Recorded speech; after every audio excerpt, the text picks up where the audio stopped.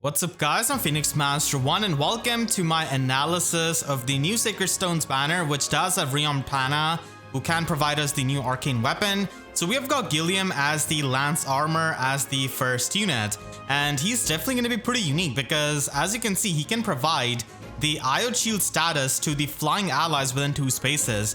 So this is going to be really good because it can free up the Sacred Seal of many of the flyers like Brave Claude for example, and a lot of flyers that just want to be bulky. So that is going to be pretty amazing, and he's going to be a really great ally with them, and you can just run him as a near safe tank with them, like Brave Claude for example, and then Ninja Legion as well. So he does have Frailian Lance, which does give him -1 special cooldown, and then he can provide the IO Shield status to the flying allies in 2 spaces. And then he has got the Spendthrift effect where he can get +6 attack in combat and inflicts -6 attack on foe in the combat, and he can deal even more penalty on foe's attack and defense depending on 20% of his visible defense stat. So it's kind of similar to the Weapon of Flame Tribe Mordecai or Flame Gunby that we have seen before. So it is going to be depending on the visible defense stat, and then he can also get the damage reduction on foe's first attack by 40%. So he's definitely going to be functioning as a pretty nice near save Lance Armor, but more than for his near saving capabilities, he's definitely going to be present there for providing the IO Shield status to the flying allies. He does have Sturdy Stance 3 and also has the tier 4 version of Vengeful Fighter. So now Vengeful Fighter does inflict -4 attack debuff on the foe in the combat, and it does give you the guaranteed follow-up attack and also stops the follow-up attack of the enemies. So it pretty much has the Omnibreaker effect. And now the special cooldown charge is actually given on both enemies' heads and your own attacks. So it pretty much becomes like a breath effect. Previously, it was only giving you the special charges on your own attacks. So Vengeful Fighter 4 is actually a pretty decent skill for giving these special charges, especially if you cannot really run something like Hardy Fighter for example. So it is going to be a pretty nice skill for the Omnibreaker effect and the special charges. And then he has got Near Save. So Gilliam is looking like a pretty promising support unit with his IO Shield status utility that he can provide to the flyers, which is definitely going to be pretty nice. And then we have got our other unit on this banner, Syrene, who is a sword flyer, and she also has a pretty similar weapon to Gilliam in terms of like the damage reduction and the debuffs that she can do. So she's got Frailian Blade, which does give her -1 special cooldown, and she can get +5 to all of these stats in the combat and inflict penalty on foes attack speed defense depending on 15% of her visible speed stat. So again, kind of like Gilliam, this does depend on your visible stat for the in-combat debuffs, and it also neutralizes effects that prevent units follow-up attacks. So basically she has got the half version of null follow-up, the offensive version, and this allows her to bypass the follow-up negation effect, which is definitely pretty good offensively. And then finally, she's got 40% damage reduction on foe's first attack, just like Gilliam. So she is going to be functioning well with this kind of weapon, but you know, as a sword flyer, there's definitely quite a bit of competition, and she does have Speed Res Catch 4 as a new skill, which is not really going to be used all that much. And she also has Pegasus Flight 4. So I guess if you don't really want to fodder off Chloe, then yeah, she is also a Pegasus Flight 4 fodder right there. So she's going to be functioning as a decent unit, but nothing really too insane really.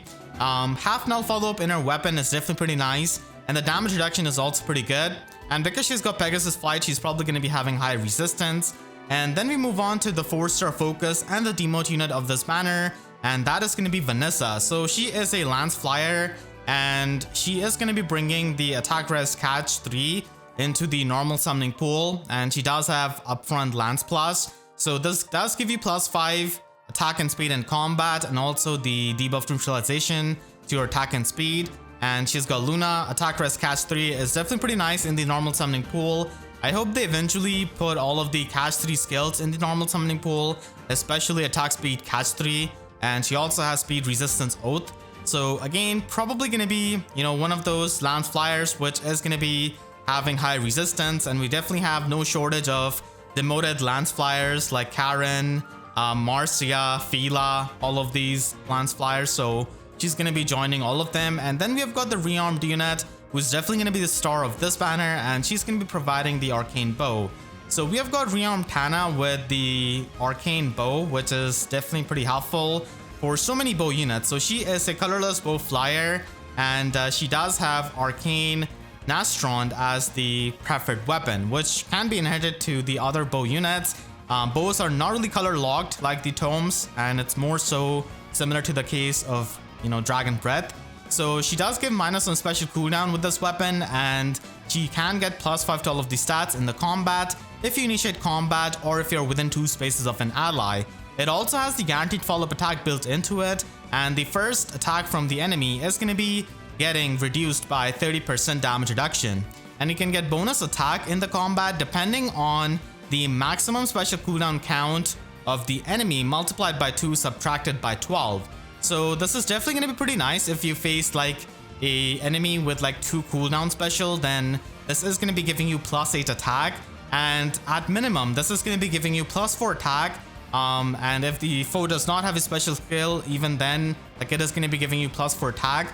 So it does have that minimum attack that you can get, and you can definitely get even more attack depending on the lower cooldown specials that the enemy has got. So the extra attack is definitely pretty nice. And as an arcane weapon, it's alright. I don't really think that it's too insane, because a lot of the offensive bow units are still going to be using Whitecap Bow Plus as their weapon, and then she's got Deadeye, Attack Speed Unity, which all 3 of these skills can be obtained at the same time, so that is pretty good for the skill inheritance. And then she's got Soaring Wings as the exclusive skill, which does have Canto 1 built into it, and it does allow her to move to a space within 2 spaces of an ally, and it does debuff foes speed and defense by -X, and the X here is going to be 4 plus whoever initiated combat and the number of spaces moved. So it is pretty much the clash condition, and this can go all the way up to 8. So she can debuff the speed and defense of the foe by -8 pretty much. And she also has the tier 4 version of guidance, and that is definitely really solid. So the infantry and armored allies can actually have the 2-space guidance, which is absolutely insane. It's kind of similar to the opening retainer of Ash, but only infantry and armored allies are going to be able to make use of this. And they can also get +3 attack and speed in combat, and they can also get the partial null follow-up effect if they've got more speed than the foe. So it is honestly a really good skill, and it is definitely going to be seen quite a lot in Aether Raids and also in Summoner Duels, and also in Arena, because it's a 300 SP slotsy skill. So dancers like Legend Azura are definitely going to be able to run this, and this is definitely going to be helping you so much for the mobility, because having this kind of 2-space guidance is absolutely amazing. And on top of that, you're also going to be able to get +3 attack and speed, and also the partial null follow-up, which is definitely pretty nice. And the null follow-up here is going to be offensive in nature, so it is going to be neutralizing effects that prevent your follow-up attacks. So it is the offensive half of null follow-up. So overall, Arcane bow is definitely pretty decent, and Rearmed Tana is going to be pretty amazing with that Guidance 4. And Guidance 4 is definitely, really amazing. That could be run on any kind of flyer, and we're definitely going to be seeing it quite a lot. It's an amazing tier 4 skill. And then for the Grand Hero Battle unit, we are going to be having Vigarde as our Grand Hero Battle unit. And it seems like he doesn't really have a preferred weapon. It seems like he has got Protection Lance Plus, which is definitely a bit sad. And he's definitely going to be a Lance armor unit. I would be really surprised if he's not. So pretty much the same BST as Cervantes then. And his art is definitely top tier, but I really wish that he came with a preferred weapon. So that is going to be our Grand Hero Battle unit, and that is going to be all of our, banners. So I'll be making a separate video for the Arcane Bow and the builds that you can run with it, and the tier list and everything with that. So look forward to that in a couple of hours, and let me know in the comments what you think about this banner. And I hope you all enjoyed this video. If you did, then make sure to leave a like and a comment, helps me tremendously. And if you really enjoyed, you could always support me directly by using super thanks down below or by becoming a YouTube member. And for more FEH videos, make sure to subscribe and hit the notification bell, because YouTube sub boxes are about as functional as preferred weapons on so many of these Grand Hero Battle units. So with that said, I'll see you guys next time. Thank you so much for watching, and have a great day.